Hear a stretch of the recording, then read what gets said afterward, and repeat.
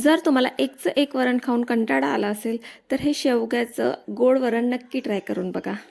तर इकडे मी शेवग्याला चांगलं मीठ टाकून शिजवून घेतलेलं आहे। वरण बनवायला इकडे मिक्स डाळ घ्यायची, त्याच्यासाठी मी अर्धी वाटी तुरीची डाळ घेतलेली आहे, पेक्षा कमी मुगाची डाळ आणि त्याच्यापेक्षा कमी मसूरची डाळ।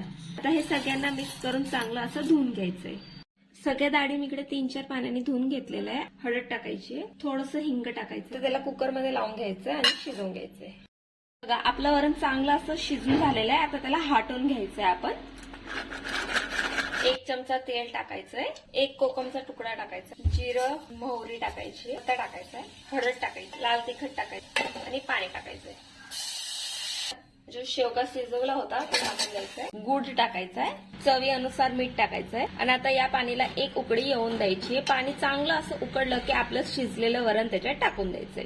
बघा आपल्या वरणाला चांगली अशी उकळी आलेली आहे। आता त्याच्यात आपण जे शिजवलेलं वरण होतं ना ते सगळं टाकून द्यायचंय, त्याला चांगलं असं हलवून द्यायचंय। बघा आपलं शेवग्यातलं गोड वरण रेडी आहे।